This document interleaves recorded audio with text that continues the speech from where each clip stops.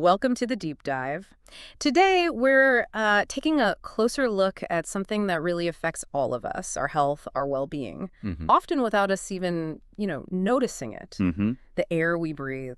We're diving deep into air toxins today. Right. We've got a stack of sources here, articles, research from someone called Fuchi Wu, and some interesting details on air purification ideas. Yeah, quite a mix. Our mission, basically, is to unpack what these things are, where they come from, how they sort of silently impact us, our health, aging over the long haul. And crucially, what we can actually do about it.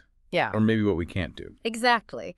So let's get started. You think your home is safe, right? Your sanctuary. Huh. But what if actually some of the biggest challenges are right there under your nose? It's really interesting how the sources classify these air toxins. They basically split them into two big groups, indoor and outdoor. Okay. And they emphasize that, both kinds work together. They combine to affect us. Let's start with the one that might surprise people. Indoor. We think home safe home, but the research suggests maybe not always. Exactly. It can actually harbor quite a lot of these invisible issues. But where does it get really interesting here? Like specific examples? Okay, think about your car interior. That new car smell. Yeah. Often volatile organic compounds, VOCs, and microplastics coming off the dashboard, the seats. Huh. Then you've got kitchen fumes when you cook with oil, even tiny bits of skin we shed, pet hair, human hair fragments. It all adds up. And building materials too, I imagine. Oh, definitely. Things used in decorating formaldehyde, benzene, ammonia, some paints, silicone. They all release things into the air. Right. And it's not just the house itself. It's personal care products, perfumes, cosmetics, shampoo, body wash, cleaners. The fragrances and stuff. Exactly. Artificial fragrances, other molecules, even sometimes air purifiers themselves if they produce too much ozone. Yeah. And central air conditioning systems. They can become breeding grounds for mold spores and trap microtoxic particles if not maintained well. Wow. But the key thing our sources stress about these indoor toxins, it's usually not like immediate poisoning. Okay. It's more of a slow daily buildup, kind of pushing your body towards this toxin saturation point is the term they use, like a threshold. Okay, so that's inside. What about stepping outside? Do we, get a break then? Well, according to these sources, not really. Outdoor sources are just as, pervasive, Please. widespread. Such as? Think vehicle exhaust, motorcycles, cars, diesel trucks, planes, even brake dust. And more microplastics from tires wearing down. Brake dust.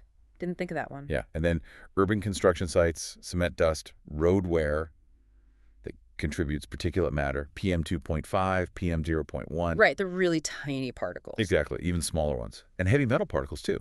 For context, PM 2.5 is tiny, like 30 times smaller than a human hair. PM 0.1 is way smaller still. What? Factories are big sources, too, obviously. Burning particles, incinerator microparticles, acidic mist, these submicron aerosols. Get this, I found this fascinating. Even plant pollen isn't totally innocent. How so? It can apparently carry pesticide particles attached to it. So you're smelling flowers, but maybe inhaling tiny bits of insecticide. Huh. Huh. That's something. And then you have the big events like wildfire smoke, sandstorms. Right. They produce huge amounts of PM 0.1 and even smaller nanoparticles. Which brings us to the crucial point, why the size matters so much. Okay, why? Because these incredibly tiny particles, they don't just get caught in your nose or throat. They can go deep into the lungs, into the alveoli. The air sacs. Right. And from there, they can actually get into your bloodstream. Whoa. And once they're in the blood, they can travel anywhere, to the brain, even into the nucleus of your cells. And that's where they could potentially change how cells function. Their destiny, as one source puts it. Okay, that's pretty serious. Which leads to the practical thing. How do these outdoor toxins get inside our homes? We often hear, open a window, get fresh air. Yeah, well, the sources suggest we need to think about that. Opening a window means those outdoor toxins just flow in continuously. So it's not just a quick refresh? No, it's described more like a constant permeation, a 24-hour battle, one source says. Okay, so what about filters? Like a HEPA filter in your HVAC system or air purifier. Don't they solve this? That's where it gets complicated. Yeah. The sources are pretty explicit. Standard HEPA filters are good for particles 0.3 micrometers and larger. Right. But PM 0.1 and the even smaller nanoparticles, the ones described as potentially the most potent they can pass right through, almost completely. Why is that? A couple of reasons mentioned. The airflow in many systems might be too fast for the filter material to effectively absorb the particles, make them stick. Absorb, not absorb. Right, stick to the surface. Mm. And the electrostatic charge some filters use to attract particles, that can apparently wear off pretty quickly, maybe in weeks. And critically, they often lack what one source calls a maze structure. A maze structure. Yeah, something supposedly needed for inertial impact, basically, making tiny particles crash into the filter material and for better electrostatic absorption of those really fine particles. Interesting. And our sources do mention a specific patented maze structure, like in something called Life Module 2026. It's claimed that this kind of structure can intercept these really fine, tricky particles. Just an example given of a potential approach. Okay, this all connects to a pretty stark idea from Fuchi Wu in our sources. The core concept is aging is a chronic decay due to toxin accumulation, not a reversible journey. Yeah, that's a powerful statement. Hmm. And what's interesting is the distinction made about the type of toxins. How so? We're not talking about things that give you immediate allergies or, food poisoning you feel right away. Okay. These are described as nanoscale chronic toxins. They build up silently, maybe over years, decades, causing damage deep inside at the cellular level. And they're sneaky because they don't cause pain initially. They don't have obvious early symptoms. They won't make you feel sick right off the bat. Mm-hmm. But according to this view, they are slowly eroding your vitality right from the cells outward. So what does this mean for the whole idea of reversing aging? You hear that a lot. People think, okay, if I clean up my environment, start exercising, eat clean, get a good purifier, I can turn back the clock. Is that realistic based on this perspective? According to Fuchi Wu's perspective in our sources, the answer given is pretty much no. Really? Yeah. Reversing aging is called a fantasy.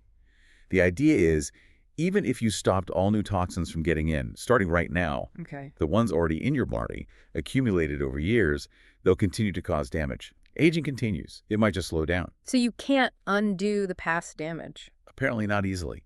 Once these tiny toxins get into cell membranes or mitochondria, the cell's power plants, or even near your DNA, the body has a very hard time actively clearing them out. That's described as the sort of core horror of reaching that toxin saturation point. It's damage that's hard to reverse. Which leads to another pretty potent message from Fuchi Wu. You are not sick now, but you are still on the irreversible path of life, illness, old age, and death. Kind of bleak. It sounds bleak, yeah, but there's another side to it. If you aren't having obvious symptoms right now, the source says basically, congratulations. It means your body toxin accumulation saturation, as they put it, hasn't hit that critical point yet. It hasn't, exploded into obvious illness. So there's still time. Exactly. You're standing in what's called a golden window period. Your last best chance, maybe, to slow things down, to halt the worst of the deterioration. Okay, the golden window. But what if you ignore it? What if you just carry on, business as usual? Well, the warning is pretty clear. If you continue to disregard air pollution, stay in toxic environments, you'll likely end up on the same path as people already facing serious health issues. The ones in hospitals. Yeah, waiting for appointments, maybe already bedridden. And the sources point out, those people probably once thought they could last a long time too. Right. You never think it'll be you. Exactly. And the consequences described are pretty dire. 5 organs taking turns hurting. Physical strength collapsing. Yeah, it becomes routine, the sources say. Willpower gets swallowed by pain. Even just living can feel like a form of torture.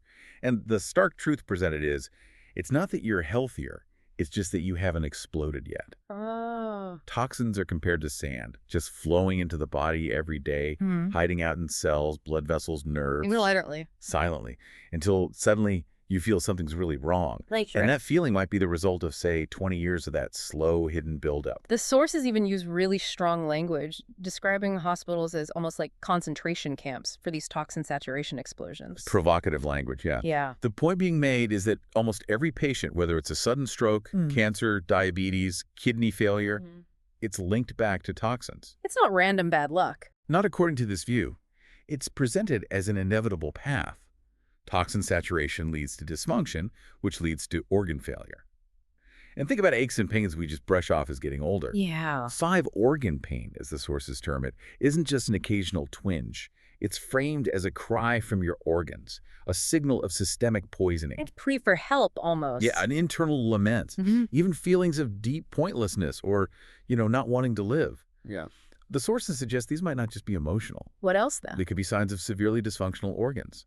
The whole system, mental and physical, dragged down into this toxic swamp, collapsing together. Here's another detail I found really striking, maybe a bit unsettling. To see the real damage, look at the back of an elderly person's hand. Ah, yes, that observation. Mm. What's fascinating there is how it's interpreted. Go on.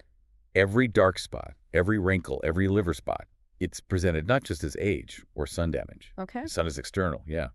But the core idea here is that inhaled toxins are continuously permeating the skin, depositing, causing damage 24/7. And the back of the hand shows it most clearly. Because it's the most exposed, least protected area, generally, it's offered as visible evidence of this invisible long-term process. Huh.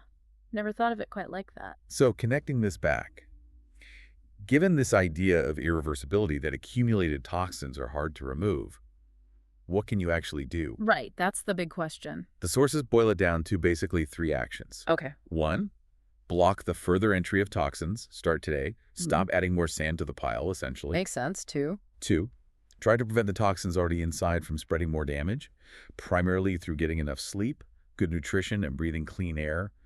Give your body the best chance to cope. Okay. And 3? 3, prevent the domino effect. Stop a second organ from failing after the first, then a third. Try to contain the damage. So it's not about turning back time or full restoration. It's more like damage control. Exactly. It's framed as extension of life, stopping the bleeding rather than reversal. So wrapping this up, what's the main message for you listening? The powerful conclusion seems to be, if you feel okay now, if you don't have major pain, it's not necessarily because you're immune or stronger. It might just be that you haven't exploded yet, to use that stark phrase again. Yeah. Your saturation point hasn't been reached. But, and this is the critical part, if you do nothing, if you don't try to improve the air you breathe, if you don't actively try to block these toxins, then the implication is your life path might eventually look very similar to the millions already dealing with serious health consequences in hospitals. It's definitely a sobering thought. But I guess there's empowerment there, too. Yeah. It implies you do have some agency. You decide to some extent when or even if that story happens to you. Which leaves us with a really important question, doesn't it? Yeah. If changing the air you breathe truly is, as these sources suggest, a way to change your destiny, what will you do with that knowledge?